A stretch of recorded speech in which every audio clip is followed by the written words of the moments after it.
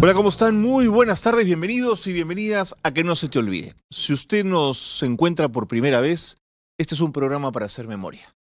En un país, o al menos pretendemos hacerlo así, hacer memoria en un país de desmemoriados. Gracias por acompañarnos, gracias por estar con nosotros. Comenzamos rápidamente el programa haciendo un trato, un business, un negocio.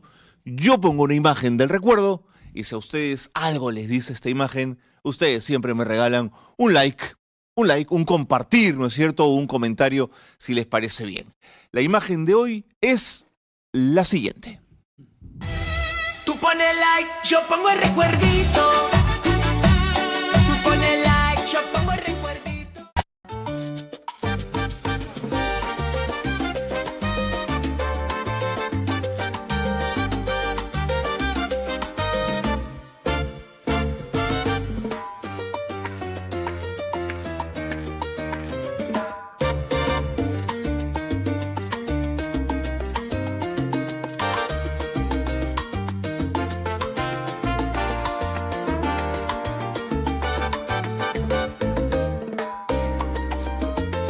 Por la cabeza que aquella noche ocurriría una tragedia. Desde la noche anterior, miles de adolescentes, en su gran mayoría mujeres, pernoctó en los exteriores de la feria porque querían ver al dúo venezolano. El evento comenzó a las 7:30 de la noche. Los bomberos decidieron echar agua al público para aliviar un poco de calor, pero los esfuerzos por calmar a la gente fueron insuficientes.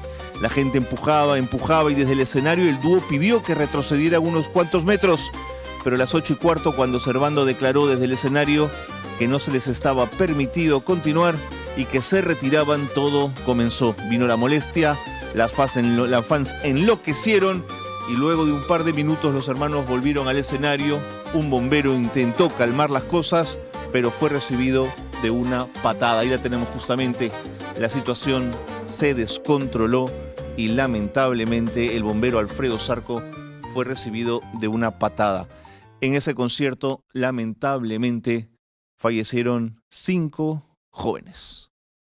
He traído los nombres de ellas justamente para que no se nos olviden y para hacer memoria. Elena Arana, Rosa Quispe, Cayo Sinche, Silvia Fernández y Renata Oldar ese día fallecieron en un absurdo concierto del que no se preveyeron las cosas, del que el aforo fue mucho mayor del que se debía y del que, como siempre, pasó algo muy peruano. La Fiscalía culpó a Michel Lettersen, presidente del directorio de la feria, a Carlos Alarcón Tejada, jefe del destacamento de la policía, y a Marieli Briceño, representante del dúo, a todos ellos por homicidio culposo. ¿Qué creen que pasó? En el 2005, el Poder Judicial dijo que las muertes no eran responsabilidad de ninguno. De ninguno. Que la responsabilidad era de la histeria colectiva y nada más. Absoluta impunidad y falta de responsables. ¿No les suena esto muy peruano? Bueno, hoy hemos querido comenzar con esta imagen tremenda de irresponsabilidad y de falta de empatía, sin duda, del grupo de muchachos que ni siquiera se dieron cuenta que un bombero entraba a parar las cosas y que fue recibido por una patada. Esta es la imagen que compartimos en el recuerdo de hoy. Si les ha gustado, si los ha movilizado, si les ha dicho algo esta imagen, regálenme, por favor, un like en el programa. Vamos rápidamente a compartir las imágenes de lo más destacado, si es que hubo algo dentro de la chatura de lo que fue el debate de ayer. Se las comparto rápidamente porque tenemos luego una mesa muy interesante de conversación el día de hoy, a la que ya los invito a participar con sus preguntas y sus comentarios. Vamos con una primera imagen. Adelante, compañeros, la compartimos. Por esta oportunidad, esta valiosa oportunidad, porque puedo pedir perdón públicamente a la madre de mi hijo, Sofía Franco, por esas palabras desafortunadas que tuve el año 2021. Pero entrando justamente al tema, por esta oportunidad. Bueno, podría usar 1000 adjetivos que se me ocurren y muy groseros, pero no lo voy a hacer por respeto a ustedes, pero hay que ser, la verdad, muy bobo para usar un debate a la presidencia de la República de un país como el nuestro con tanta historia y con tanto futuro para pedirle perdón a su mujer, ¿no? De verdad. ¿Qué tipo de candidato a la presidencia utiliza el espacio de un debate presidencial que tiene que ver con ofrecerle a la población, a la ciudadanía, un norte, un futuro, una esperanza, un país diferente, con tener que meter un tema personal y pedirle perdón a la esposa por algo que se dijo o no se dijo? ¿Cuál es la relevancia de este aprendiz de Alan García, ¿no es cierto? Porque además la copia era cada vez más clara y más gráfica.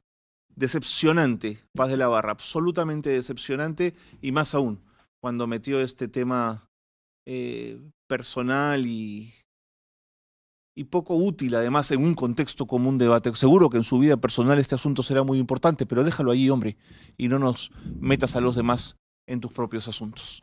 Vamos con el siguiente video, a ver qué piensan ustedes. Pero además nos regaló una fórmula presidencial de la que ya nadie se acuerda. Señor Castillo nos dio un golpe de Estado fallido el 7 de diciembre y nos dejó a la señora Boluarte, que tendrá que rendir cuentas a la justicia por sus Rolex, cirugías y por... Molinelli pisa el palito de lo que yo pienso es una mala idea en estos debates, ir a pelear. Si lo que la gente está harta de la mala política es de las pullas y de los conflictos, lo que quiere son propuestas. Y luego, cuando enumera los males de Boluarte, creo que Molinelli enumera al revés. Lo primero que hay que sacarle en cara a Boluarte son los asesinatos de los que son responsable ella y la gente que gobernó junto a ella. Primero las muertes de lo ocurrido en Juliaca, Puno, Ayacucho, Andahuaylas y en el resto del país donde hubo asesinados. Luego vendrán los Rolex y las otras pillerías. Pero a Boluarte hay que encararla por los asesinatos, por las vidas perdidas, no por las frivolidades. Seguramente que en ese momento, claro, con los nervios y la tensión de un debate, eso no se ordena mucho, pero siempre hay que tener presente que la vida y la defensa de la vida y los derechos humanos es el sostén de una vida en democracia, valga la redundancia. A algunos les ha gustado más, menos Molinelli. A mí me parece que yo no le hubiese recomendado, si fuese consultor en comunicaciones, que no lo soy, le hubiese recomendado no entrar en la pelea. Cuando tienes además tan poquita aprobación, lo que uno tiene que hacer es posicionarse con tu discurso, con tu propuesta. ¿Qué le vendes? ¿Qué le ofreces al país en razón de futuro? Porque un político no, si no vende futuro, si no ofrece futuro, ¿qué ofrece? ¿Insultos? ¿Bajezas? En fin. Esa es mi sensación con Molinelli, que es una opinión, no es la única, evidentemente, ni está escrito sobre piedra. De pronto nos puede sorprender Molinelli en un discurso diferente. Ojalá sea así. Vamos con el siguiente video, a ver si están ustedes de acuerdo conmigo. Si el Perú se arreglara solo con propuestas, hoy seríamos el país más seguro del mundo. Hoy necesitamos a alguien con pantalones que tome acciones. Yo no sé cuántos de los candidatos han vivido extorsiones. No sé si han enfrentado a la más cara a cara. A mí no me tienen que contar sobre inseguridad. Yo lo viví y yo la luché y le gané en la victoria. A mí no me van a contar lo que sufren las madres. A mí no me van a contar lo que sufren los transportistas que hoy pagan cupos porque tienen miedo que les pase algo o maten a sus familias. Por eso es que voy a tomar control de forma inmediata con las Fuerzas Armadas de las cárceles. Voy a limpiar a la Policía Nacional con tecnología, porque un delincuente no persigue a un delincuente. Si quieren en lo formal, más centrado Forsyth, más calmado en la forma. En el fondo yo le preguntaría, ¿y qué mafia venció en la victoria? Podrá haber vencido alguna mafia, pero la victoria sigue hoy siendo lo mismo.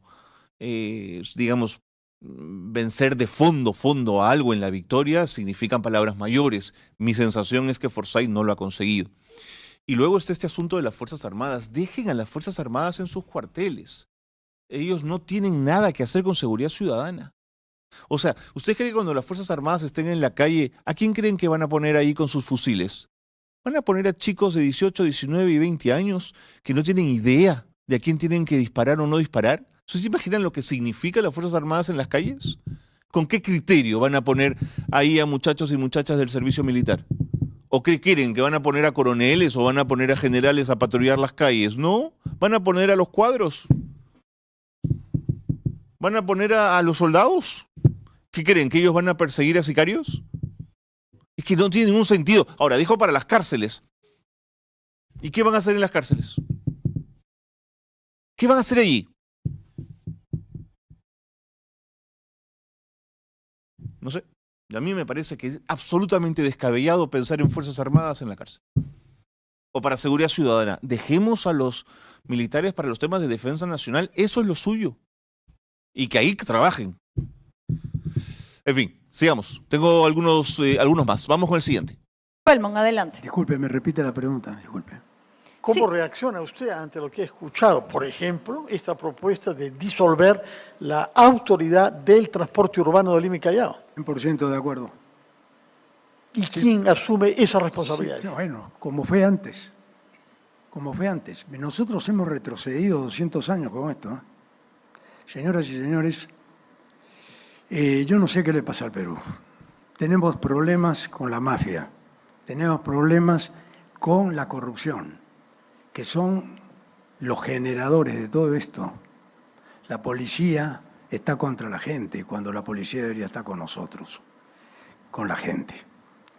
Yo creo que todas estas ideas alguna vez las hemos escuchado. En los años que tengo, que no son pocos, he escuchado brillantes discursos, pero en la ejecución es lo difícil. Tenemos que ponernos de acuerdo como... En el caso de Belmont, a mí siempre me preocupa que los políticos mayores no tengan cuidado cuando hablan de las instituciones. Yo puedo estar en contra de la ATU, sí, pero entonces dime por qué estás en contra de la ATU. No me gusta la ATU porque la ley tal hizo tal cosa. No me gusta la ATU porque las funciones que tiene en materia de esto no me gustan. No me gusta la ATU porque el tiempo que lleva creo que esta función no la están cumpliendo bien. Pero decir no me gusta la ATU en un debate nacional no fortalece en nada las instituciones. Entonces, Ricardo Belmont, que tiene la edad que tiene y que ha sido alcalde de Lima y que conoce en algo el tema del transporte, qué mejor que nos diga por qué no me gusta la ATU. Porque dejar así las cosas flotando es generar una narrativa, es generar un discurso relativo a que la ATU es mala. Entonces, como la institución es mala y todo el mundo se va pasando la voz y diciendo, si la ATU es mala, la ATU es... ¿Por qué la ATU es mala? Explícame, Ricardo Belmont, si no te gusta la ATU. Dime cuáles son sus defectos para poder entender por qué la ATU es mala. Si no entiendo. La ATU no me gusta porque creo que la ha sido diseñada de esta manera y está mal. ¿Ok? Y discutamos eso. Pero decir que una institución es mala per se, ¿en qué ayuda? O sea, digamos, creo que estoy apelando un poco a la idea de responsabilidad, ¿no es cierto? Un debate de este tipo que no otorga responsabilidad en quien tiene la voz de un debate nacional para ser presidente, ya pues... O sea, lo mínimo es responsabilidad, ¿no? Y lo segundo, conocimiento de la ley, porque ayer daba la sensación que nadie conocía dos dedos de la ley y quieren ser presidentes de la República. No sé si hay alguno más. Creo que hay uno más. Adelante. Nosotros tenemos un equipo que ha trabajado este proyecto y esta noche incluso me acompaña Rogelio Rivax, el ministro de Interior del gobierno de Bukele, y también me acompaña Rocío Chávez, quien es la asesora principal del ex jefe de inteligencia nacional Vladimiro Montesinos, con quienes hemos desarrollado un plan para acabar la criminalidad, pero con inteligencia. Además, a sabiendas que esta criminalidad no es nacional, esta criminalidad es internacional, porque yo sueño con un país en paz, porque tú quieres vivir tranquilo. Este 12 de abril cambiemos el rumbo de la historia y marquemos los 5 símbolos del PRI. Y aunque trajeras al primo de Trump y lo tuvieras ahí sentado, ¿cuál es la relevancia de tener asesores que son parte de qué? O sea, ¿el asesor de Vladimiro Montesinos? ¿Y de un delincuente? ¿De un corruptor? ¿De alguien que mandó a asesinar? ¿Qué? ¿Qué nos dices? ¿De Bukele? ¿Alguien que ha roto la Constitución en El Salvador para perpetuarse en el poder? ¿Esos son tus pergaminos? ¿Qué estás diciendo con eso? Pero de verdad, digamos, ¿crees que esos son pergaminos democráticos para que alguien vote por usted, señor del PRI? ¿El asesor de Montesinos? ¿El asesor del asesor? ¿El asesor del corruptazo? que lo acaban de meter 20 años, una sentencia de 20 años por asesinar con un sobrebomba a Melissa Alfaro? ¿A ese? ¿Lo tienes de asesor del asesor? No fríes, pues. ¿Qué tipo de presentación es esa? O sea, ¿un país como el Perú se merece a esta gente? Yo creo que no, pues. Y perdónenme el mal humor, porque de verdad que ver el debate me puso de mal humor. Porque no nos lo merecemos. Los peruanos de bien, yo creo que no nos merecemos a esta gente. Créanme que no lo merecemos. Y creo que la única forma de evitar esto es participando, Si no participamos activamente en política y nos comprometemos y somos mucho más activos en el trabajo político de aquí en adelante, nos comen, Nos comen. Ya me convencí, digamos, yo mañana me voy a tener que inscribir en un partido, voy a hacer algo, no sé, en los indignados del Perú, pero en algo, porque no puede ser. Quizás junto al doctor Walter Albán y al periodista Ángel Páez, que me acompañan el día de hoy en el programa, porque vamos a hablar de un tema interesante. Bienvenidos. Walter Albán, Ángel Páez, ¿cómo están? Bueno, muy bien, muchas gracias por la invitación, es un gusto estar con ustedes. Estoy encantado, aquí. Feliz de que estén acá. Muchas gracias. ¿Saben por qué los he invitado a Walter y a Ángel? Porque hemos empezado a escuchar que ya sectores de la derecha, en particular Rafael López Aliaga, a insinuar la posibilidad de que si él pierde, hay fraude. Y me lleva el diantre que ya haya voces que estén intentando deslegitimar que la posibilidad de que aquí va a haber fraude. Y fraude lo hubo en el año 2000. Y eso no cabe, señores, la menor duda. Y queremos contarles hoy a los más jóvenes y refrescarles la memoria a los de mi generación cómo se armó ese fraude. Y luego dar un salto en el tiempo, si ustedes me ayudan, Walter, Ángel, a contar cómo en el 2021 nos quisieron hacer los bobos y nos quisieron contar la historia de que aquí hubo fraude cuando todos supimos que fue un invento de la derecha. Si ustedes no están de acuerdo con nosotros, bienvenido también. Escríbanos y vamos cotejando un poco y discutiendo aquí entre nosotros en el programa. Walter, comienzo contigo si tú me lo permites. ¿Cómo no? ¿Desde cuándo se supo que en el 2000 ya se fraguaba la idea de que nos íbamos a enfrentar a un fraude de verdad y que aquello venía grande, que eso era un tsunami? Bien, hay una cuestión muy importante, creo yo, a dejar sentada primero. ¿Cómo puede haber un fraude electoral en el Perú? Hay un artículo que escribió, me parece, el año 2014, en ese momento a cargo de Ipsos, lo que sustituyó a Pollo, donde lo que se dice es muy claro. Para cometer fraude en el Perú es muy complicado hacerlo ya en las mesas electorales y en el recuento que hacen los jurados especiales y lo que finalmente decide el Jurado Nacional. Nuestro sistema, no hay diseño perfecto, pero nuestro sistema que tiene instituciones autónomas dentro del aparato electoral, la OMPE por un lado, RENIEC y el Jurado Nacional de Elecciones, de alguna manera nos protege de que pueda haber una manipulación con los votos, con los resultados. El fraude se tiene que cometer antes, ¿no? El fraude tiene que ver con, por ejemplo, falta la neutralidad, utilizar los recursos del Estado para hacer campañas o frenar la competencia. Entiendo. Eso fue lo que ocurrió para las elecciones del año 2000. Como sabemos, por un lado hubo un inmenso, digamos, despliegue de recursos del Estado para promover la campaña de Fujimori y también algunos medios importantes de comunicación fueron comprados o fueron coactados para hacer más bien anticampaña contra quienes pudieran competir o tratar de competir con Fujimori. Hubo condiciones no democráticas del proceso. Definitivamente. Y eso quedó probado por varias instancias, entre ellas la Defensoría del Pueblo que en ese momento dirigía Jorge Santiesteban de Noriega. Ninguna Defensoría del Pueblo hasta ese momento en diferentes partes del mundo había hecho lo que hicimos aquí, supervisión electoral, porque lo requería, la situación lo demandaba, y pudimos probar que había fraude.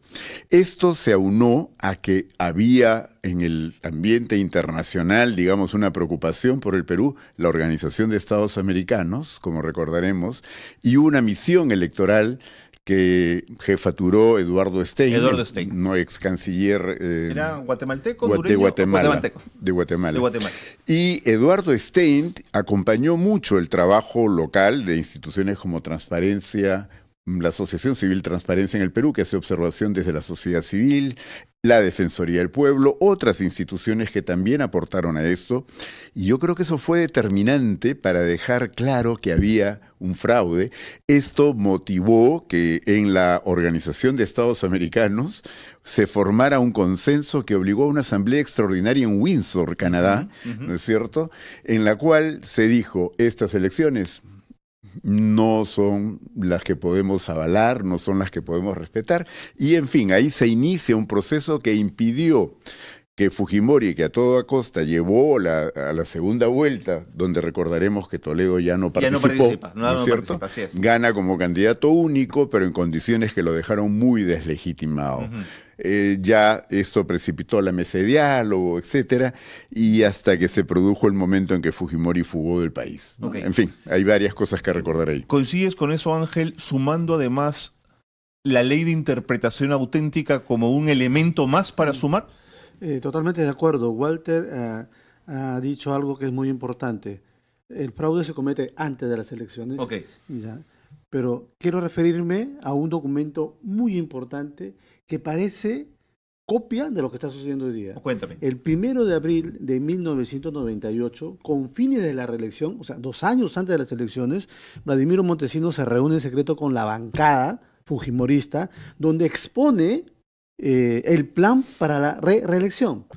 Y una de las cosas más importantes que dice es la siguiente: para ganar las elecciones tienes que tener el control del poder. Y lo dice, ¿no? Claramente. ¿Eso aparece en un Vladivideo? Está en un Vladivideo y está en la transcripción, Okay. está en el look. Cualquiera que lo quiera escuchar, no me crea a mí, vea la transcripción y miren lo que, escuchen lo que dice, ¿no? Dice, no podemos dejar de reconocer, dice Montesinos, que tenemos el control del Poder Judicial y del Ministerio Público. También tenemos el control del Tribunal Constitucional y de los 5 miembros del Consejo Nacional de Magistratura que existía en ese momento, ¿no? Ya tenemos a 4. De esta manera se garantizaba no solamente ganar las elecciones del año 2000, sino también un gobierno hasta el 2005.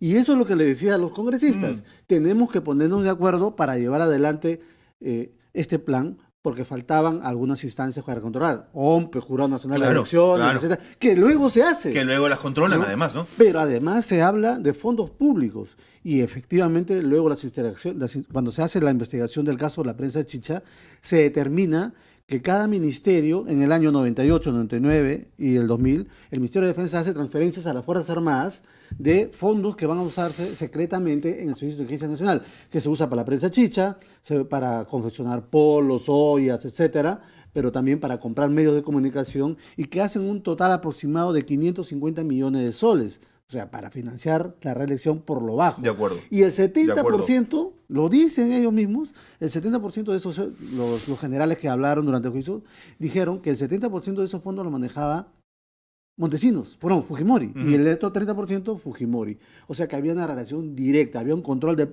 las instituciones estatales, gubernamentales, pero también había fondos públicos desviados para el financiamiento de eso. Entiendo. Entonces, eso que estoy contando se parece mucho a lo que estamos haciendo acá, porque el fujimorismo, junto con el pacto corrupto, ¿no?, ha tomado el control de algunas de las instituciones. Ellos han elegido a los miembros del TC, ellos han tomado el control de la Junta Nacional de Justicia, etcétera, etcétera. Entonces, estamos hablando de algo muy parecido. Da incluso escalofríos. Claro, no han comprado medios de comunicación, pero tienen medios de comunicación evidentemente cercanos, ¿no? Muchos recursos. Con muchos recursos. Y entonces causa ciertos escalofríos porque esto que está sucediendo hoy se parece mucho a lo que el 1 de abril del año 98 expuso Montesinos. Buen punto. Ahora, Walter, en términos de la supervisión que hizo la Defensoría ese año, también hay evidencias materiales de irregularidades graves. La fábrica de firmas fue también un tema gravísimo. Quizás tú nos puedas contar aquello, Walter. Financiado por el CIN, disculpa. Sí, señor. Sí, sí, sin duda. Bueno, pero eso fue como un preámbulo. Un preámbulo. Porque esta denuncia que también salió, recuerdo, en El Comercio, me parece, en ese momento, ¿no? Cuando estaba conducido por Miro Quesada. Alejandro Miro Quesada. Bueno, fue un escándalo y la Defensoría investigó de inmediato sobre eso, emitimos un informe que daba cuenta de que efectivamente esta práctica ya se venía realizando. Por eso quiero reiterar, y perdón, olvidé mencionar a Alfredo Torres, el autor del artículo al que hice referencia antes, que es muy importante la etapa previa, porque tal como está diseñado todo, aunque tengas personas, que de hecho las tuvo el fujimorismo, Portillo en la OMPE, ¿no es cierto? Y algunas gentes dentro del propio Jurado Nacional de Elecciones, pero aunque tengas eso, los jurados especiales no son una instancia permanente ni obedecen órdenes del Jurado Nacional. Se instalan en cada lugar del país, ¿no es cierto? En cada oportunidad en que hay elecciones, y ahí es donde se discuten los votos que pudieron haber sido impugnados en mesa. Por eso, en rigor, no les funcionó la campaña del fraude a Keiko Fujimori y sus aliados esta última vez. No pudieron mostrar una sola prueba, porque definitivamente no había forma de que pudiera el Jurado Nacional, suponiendo que hubieran querido apoyarlos, que no fue el caso, no, más bien por eso se fueron contra el entonces presidente del Jurado Nacional, no tenían cómo voltear la elección, no tenían cómo anular. Esa es también mi preocupación ahora, porque si alguien sabe de fraude es el fujimorismo. Sin duda. Y ya comenzaron con estos temas de que ahora quieren pues que les den el padrón y que con el padrón puedan identificar hasta la huella digital de los ciudadanos. Eso es peligrosísimo. Pero entendemos de que el Poder Judicial ha dicho, sí, bueno, entréguenles, pero salvando la información confidencial que protege la intimidad de las personas. Y en esto la OMPE tiene que ser muy responsable, ¿no? Pero lo que dices es interesante porque nuestro sistema electoral entonces reposa en los miembros de mesa, la responsabilidad que tienen los miembros de mesa. Y muchos de ellos, leí el otro día en un reporte de OMPE, no han ido a las capacitaciones. Lo digo porque los miembros de mesa son la garantía de que ese día tengamos un acta final en cada mesa de resultados claros, o no, o lo estoy viendo distorsionado, Walter Ángel. No, así es, efectivamente, pero hay que también decir que todas estas modalidades de proceso electoral que estamos viviendo se desarrolla en función de una serie de reformas que hicieron estos propios partidos que están participando. Por falta de transparencias en el financiamiento de los partidos, la alta presencia de organizaciones políticas sin filtros, la gran cantidad de condenados en distintos partidos, ¿no? por sentencias graves que están participando y no les pasa absolutamente nada, ¿no? Y además, por la cantidad de personas que están participando, la infraestructura que tienen las autoridades electorales están muy limitadas para ejercer su función. O sea, una cosa es hacer la verificación de 100 hojas de vida comparado con 2.000, 3.000, ¿no? El trabajo va a ser titánico. Y yo creo que esto no es pues casual, ¿no? Ni producto, digamos, de decisiones mal tomadas, apresuradas. No, acá hubo la intención clarísima de dinamitar el proceso electoral para atomizarlo, ¿no es cierto? Por eso tenemos, como nunca en la historia del país, ¿no? 35 en este momento candidaturas presidenciales, ¿no es verdad? Y bueno, otras tantas candidaturas para encima el Senado ahora regional y también nacional, mantener una cosa absurda como los representantes al Parlamento andino, que no se justifica por ningún lado, parece más bien el premio consuelo para los que, o más bien para quienes van a operar tranquilamente con recursos del Estado, ¿no es cierto? Bueno, pero esta ficha que muchos la han calificado como una sábana, efectivamente hasta la gente más enterada se va a sentir con temor a la hora de ir a votar, encima que anuncian de que 1 minuto, ¿no? Entonces cuentan con los votos. ¿Y tú crees que esto está armado? Está armado, no es casual. Está armado para que con muy poco porcentaje puedan llegar a superar la valla electoral, precisamente aquellos que están tan desprestigiados porque pertenecen a este Congreso mafioso, que es el que viene gobernando el Perú, ¿no? Entonces, con eso quieren llegar, por eso se tiraron abajo las elecciones primarias, ¿no? Claro, que era la PASO era la oportunidad. única reforma realmente que El podría... verdadero filtro. El verdadero filtro. Se las dejaron en primer lugar sin efecto sobre pretexto de la pandemia y después las anularon por completo. Entonces, con un muy poco porcentaje pueden llegar a superar la valla electoral. Y en esas circunstancias, creo yo que, no sé si vamos a coincidir, porque es todavía prematuro, lamentablemente, a pesar de que falta tan poco, señalar ya ganadores. Pero yo no creo, por ejemplo, que Keiko y López Aliaga lleguen a competir en la segunda vuelta. ¿Tú crees que no? No, uno de los dos podría ser, pero los dos no. Entonces, Coincido. va a venir alguien Yo no detrás. sé, Y cuando venga alguien detrás, ¿no es cierto? Y que vaya subiendo, además nunca se había visto que el porcentaje de indecisos sea tan alto, Exactamente. ¿no es cierto? Sí, sí. Y yo me atrevería a sumar, hay aproximadamente un 10% de ciudadanos que ya habían elegido, pero que ya aquellos por quienes habían apostado están en otros. Ajá. O sea, no tienen ninguna elección. ¿A dónde se van a movilizar esos? Yo creo que hay como un 40% de un voto que difícilmente va a ir a Y Keiko. según Giovanna Peñaflor, perdóname, Walter, esos otros no se distribuyen homogéneamente según lo que está. Porque No. los otros pueden estar en sectores más D y E que pueden dividirse de otra manera, digamos, ¿no? Recordemos que las encuestas han sido constantes en señalar que el Congreso y los que están en el Congreso tienen más del 95% Así es, de de rechazo, desaprobación, ¿no es claro, cierto? claro. Entonces lo más probable es que ese voto va a ir a quienes sean viables De acuerdo. para De reemplazar acuerdo. la podredumbre que hay ahora en el Congreso. Y hay otro elemento que no Y el solo- elemento, perdón, Sí. del fraude entonces puede surgir con Claro, mucha fuerza. claro, ese es el caldo de cultivo. Pues. Sí, sí. Pero hay otro elemento para ese caldo, Walter, que hay que guardar ahora por ley la cédula de votación, que entra en custodia de las Fuerzas Armadas. Entonces, cuando quieras auditar una mesa, van a reforzarlo con cédula. ¿Tú imaginas que falte una? Se anula la mesa y van a decir, fraude. Entonces, está todo armado como para decir fraude. ¿Y de quién fue iniciativa que las Fuerzas Armadas tengan la presencia que tiene ahora en los Ya sé qué me vas a decir. Fujimorismo. Claro. ¿no? Porque han introducido una serie de reformas sutiles, no el año pasado, hace 3 años aproximadamente, pensando en el proceso por eso es electoral. que ¿no? dice que lo dice Ángel, Walter, ¿no? Ángel, si Con me, esa si mentalidad. me permites, por eso Dale. decía yo que si alguien sabe de fraude es el fujimorismo. Sí, pues. Como no pudieron el año 2021 probar que hubo fraude, entonces ahora están buscando tener los elementos para que si hay que declarar el fraude, ¿no es cierto?, puedan alegar este tipo de documentos que ya no tienen cómo producirse. Hay un problema enorme en este momento, no sé cómo estará haciendo la OMPE para poder incluso llevar pues las cédulas al extranjero, ¿no es cierto? Y traerlas. Se habla de costos altísimos, pero van a tener que cumplir con esto. No hay que olvidar que el año 95 también hubo un proceso que hubo un caso de fraude, el famoso Huanucaso, que salpicó el fujimorismo. Claro. Y que también, 95. claro, El Pérez de Cuellar. sí, efectivamente. Ahí hubo una fábrica de rellenado de actas fraudulentas. Señor.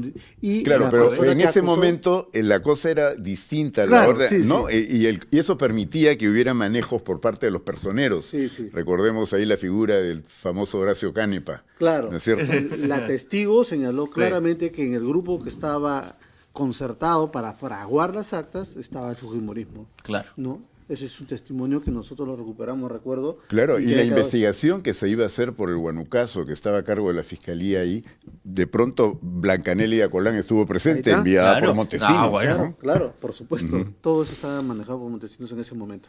Cosas que me siguen preocupando.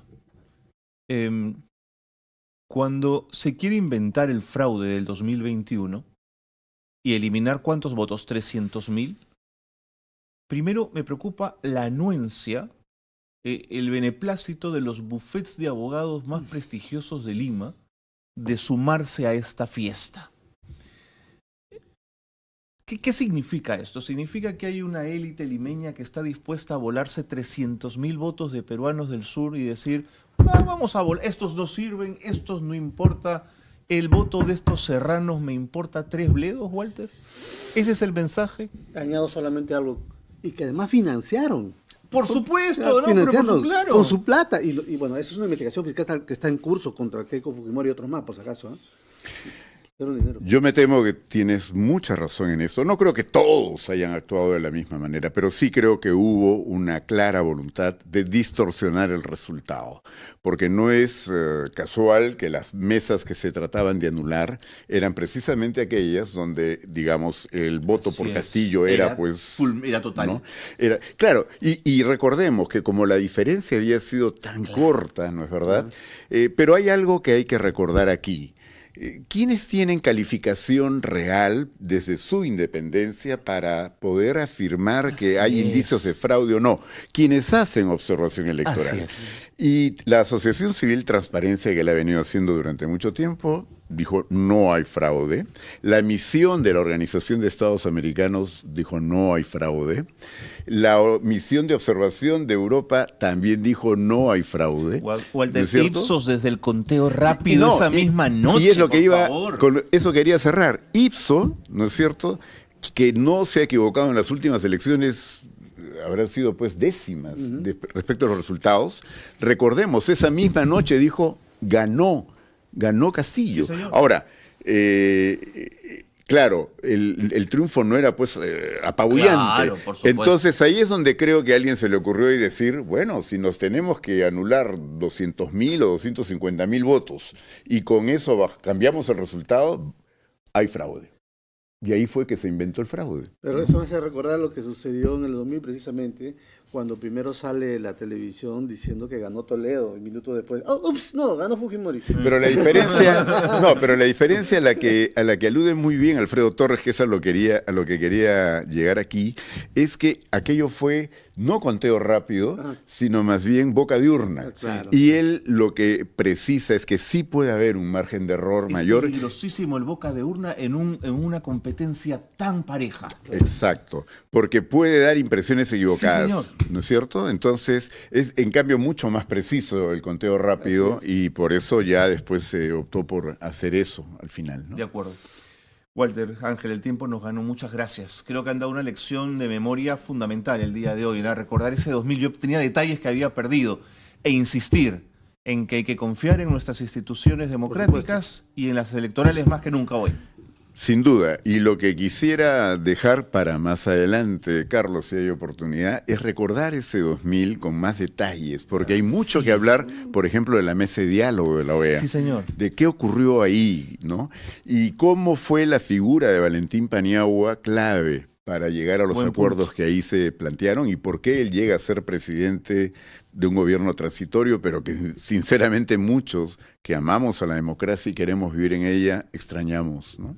Y yo recomiendo más bien a todos tus seguidores y a todos los interesados que vayan a la web y busquen el video del 1 de abril de 1998, que está en el link, sale rápidamente, pero no solamente está el video, está la transcripción, que es oficial, donde van a poder ver cómo se organizó el fraude del año 2000, con Montesinos a la cabeza, y donde claramente dice, la única forma de poder ganar las elecciones es tomar el control del poder, y es lo que hicieron, ¿no?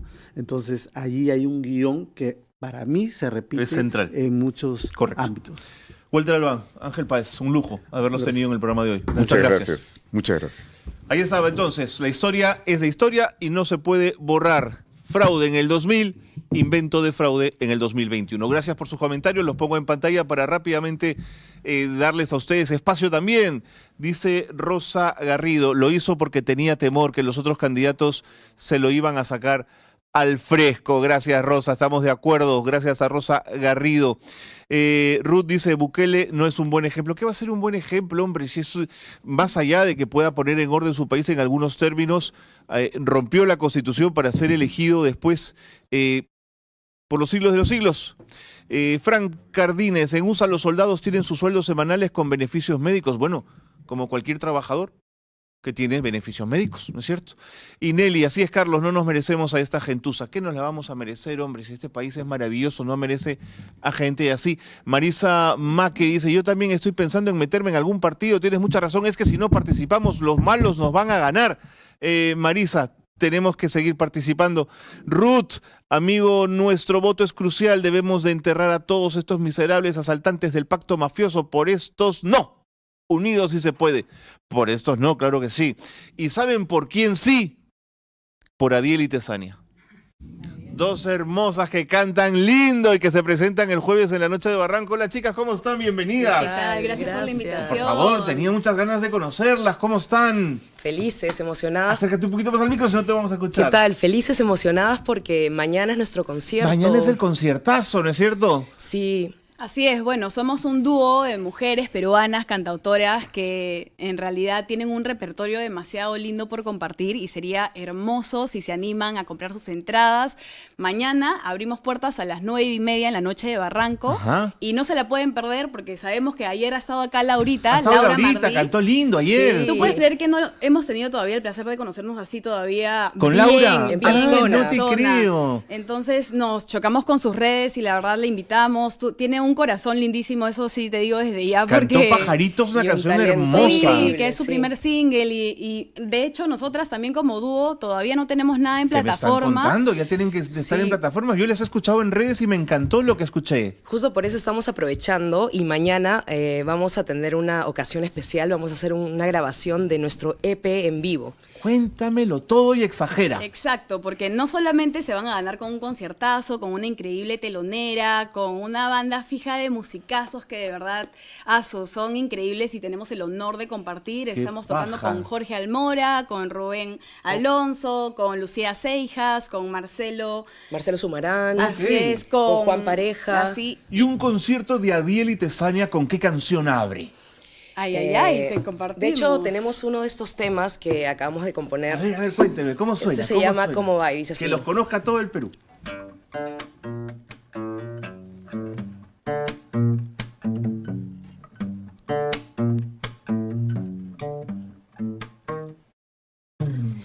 Te veo bailar, te veo gozar con ganas de ser. Hace cuánto que te diste permiso, ya te sentí.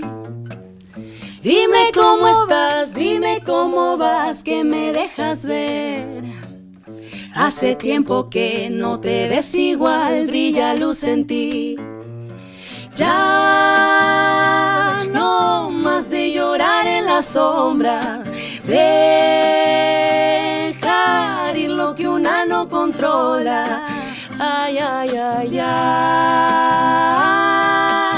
Y la pena se va cambiando como va cambiando como va. Dentro del dolor encontraste lo que te dio el valor para renacer, para romper cadenas y resurgir. Qué lindo escuchar que vas caminando sembrando amor. Varias primaveras sembraron flores dentro de ti. Ya no más de llorar en la sombra, dejar ir lo que una no controla. Cambias y la pena se va cambiando como va cambiando como va cambiando como va, mira cómo va cambiando y cómo va cambiando como va. ¡Qué lindo! Adiel y Tesania van a estar el jueves en la noche de Barranco a partir de las 9:30 de la noche presentando todas las canciones de lo que va a ser del repertorio. Y el EP Sí. que va a estar en streaming Que va a es- ser increíble Son las porque composiciones de nuestra primera temporada. Qué Ya llevamos lindo. varios años componiendo juntas. Ese es el Así que- flyer del, ese es Sí, el flyer del evento, ¿no es Sí. cierto? Esas somos ¿Qué tal? nosotras. ¿Qué te parece el Lindo, flyer? ¿hace cuánto que están juntas? Bueno, en abril hemos estrenado este dueto Ya. y realmente ya venimos tocando años atrás. En porque abril del año Del año pasado. 2025. De hecho, esta es la segunda vez que vamos a hacer un concierto en la noche de Barranco con banda completa. Ok. Y bueno, tú sabes que ser compositores es una cosa, pero contar con músicos que interpreten tus No, es más canciones complejo, claro. es otra, ¿no? Y la verdad es que estamos muy contentas. Ella tanto como cantautora y también con agrupaciones alternas, digamos, y yo también con mi proyecto solista, Claro. ya llevábamos carreras activas musicalmente hablando, pero ya después al ver que teníamos 2 canciones, 3, 4, 5, 6, 7, era como, oye, yo creo que ya esto Claro, es acá hay algo por explotar, aparte, ¿no? de eso. Sí, de hecho nos conocimos hace años estudiando música y ya desde ese entonces teníamos esta dinámica de juntarnos a componer y de invitarnos a nuestros conciertos. O sea, ella tenía un concierto, yo me subía, cantábamos Sí, un par de oye, temas. Listo, ¿no? Había que Sí. hacer una sociedad de Sí, esa no, y maravilla. bravazo en realidad, porque sentíamos que también así nuestros shows tenían esta dinámica, ¿no? Y ya varias personas nos habían dicho, oigan, este proyecto... Tiene que salir. Y era como, claro, todos lo veían como un Qué proyecto, pero lindo. nosotras solo como...